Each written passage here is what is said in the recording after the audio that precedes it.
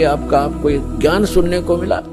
धन्यवाद करा करो उस परम पिता भगवान कबीर साहिब का कि ये ज्ञान आप तक पहुंच चुका है। इस दास को पता है या मेरे साथ जब से लगे हैं आपके भाई बहन कितना संघर्ष करके आप तक ये ज्ञान पहुंचाया। न ये काल के दूत, ये दुष्ट लोग इस ज्ञान को ऊपर नहीं आने दे रहे थे। 600 वर्ष पहले परमात्मा आकर चले गए क्योंकि अशिक्षित थे हमारे पूर्वज, और इन दुष्ट लोगों ने हमारे तक वो परमात्मा का ज्ञान नहीं आने दिया। ये कह करके कबीर तो अशिक्षित है, ये ब्रह्मा विष्णु महेश की निंदा करता है, ये देवताओं की निंदा करता है, इसको मारो पत्थर, इसको भगा दो। और जब से इस दास पर दया हुई परमात्मा की, या दास की नींद खुली और ये तत्व ज्ञान हुआ, उसी दिन से बेचैनी बन गई। जिसको समझाऊं उल्टा पड़े। कबीर साहब कहते हैं साच कहूं जग मारन आवे और झूठ कही ना जाइयो, और साच न पूरा पावते झूठों जगपति आइयो। तो पुण्यात्माओं, सन 1994 में परम पूज्य मेरे गुरुदेव जी ने नाम देने का आदेश दिया था। उस दिन से आज तक ये दास जानता है कि कितने संघर्ष करके आप तक परमात्मा का यू ज्ञान पहुंचा पाया हूं। इन दुष्ट लोगों ने इतने बाधाएं की, जेल तक भेज दिया, झूठे केस बनाकर, झूठी अफवाहें फैलाकर। रामपाल गुंडा है, भुंडा है, इन्होंने बताया 1 नंबर का आदमी है और सारे विश्व के कल्याण के लिए प्रयत्नशील है।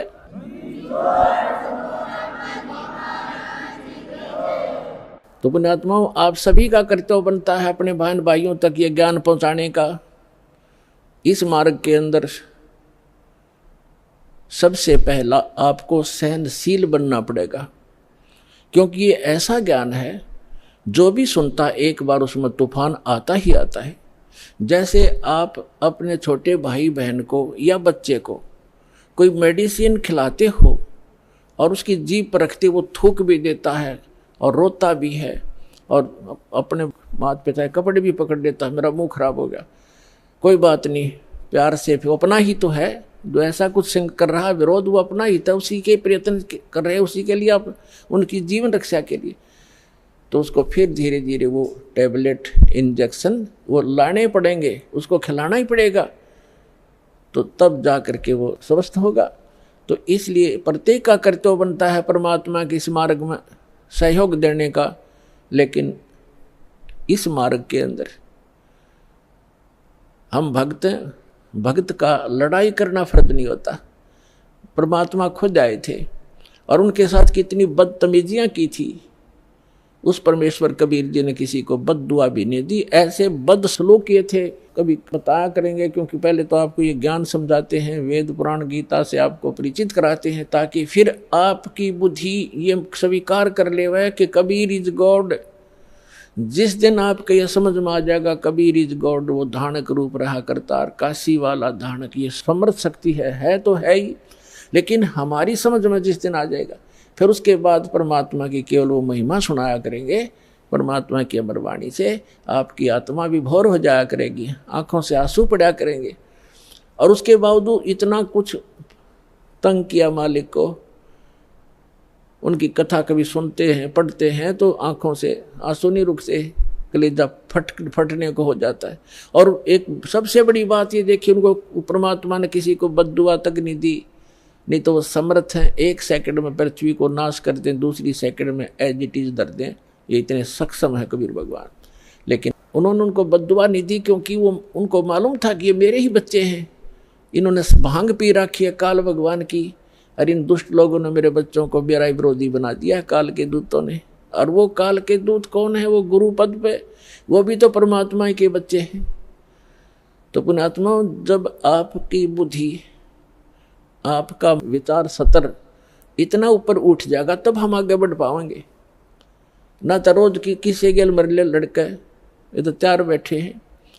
तो हमने अपने मिशन को सफल भी करना है, अपने आप को बचा के भी रखना है, और परमात्मा के ज्ञान को उसके बच्चों तक पहुंचाना है। कहते हैं आत्म प्राण उद्धार ही ऐसा धर्म नहीं, और जीव का उद्धार करा दे इससे बड़ा कोई पुण्य नहीं है। देखो, पुण्य तो वो भी है जैसे पक्षियों को दाने डाल दिए, कोई गौशाला धर्मशाला बनवा दी, कोई कुआं खुदवा दिया, हैं, कोई बाग बगीचे लगा दिए, कोई भंडारे कर दिए, वो तो अच्छी बात है, कर दिए। और जैसे आज तो आपने पक्षियों को दाने डाल दिए और वो पक्षी अगले जन्म में बन गया सूअर, फिर क्या डालेंगे?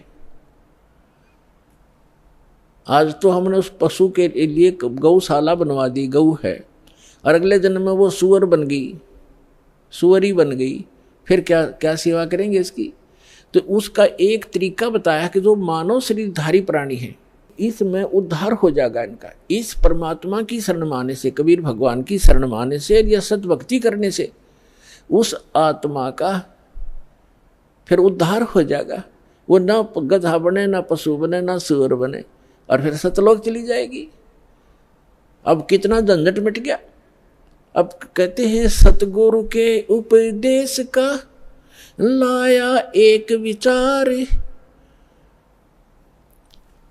जय सतगुरु मिलते नहीं जाते नरक द्वार।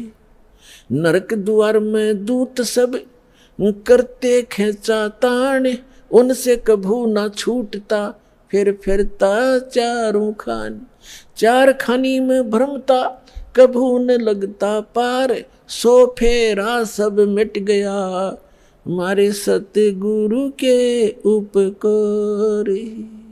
क्या बताना चाहते हैं कि एक जीव को, एक मानव शरीरधारी प्राणी को और परमात्मा की शरण में ला देने से, ये सतभक्ति प्राप्त करवा देने से उस लाने वाले को इतना पुण्य होगा जैसे करोड़ गौओं को कसाई से कटने से बचा कर और चरागाह में छोड़ देने का होता है।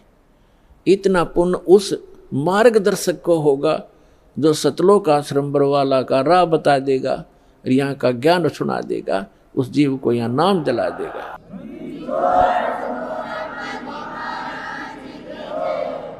तो फिर उसके बाद कहते हैं उस भक्त का सारा बाईपास निकल गया, सतगुरु मिल गए, सतगुरु की उपदेश का लाया एक विचार, और जय सतगुरु मिलते नहीं हम जाते नरक द्वार। नरक द्वार में दूत सब फिर करते खेचा तान, उनसे कभू ना छूटता फिर फिरता चारों खान। चार खानी में भ्रमता और कभू न लगता पार, और सो फेरा सब मिट गया मेरे सतगुरु के उपकार। ओए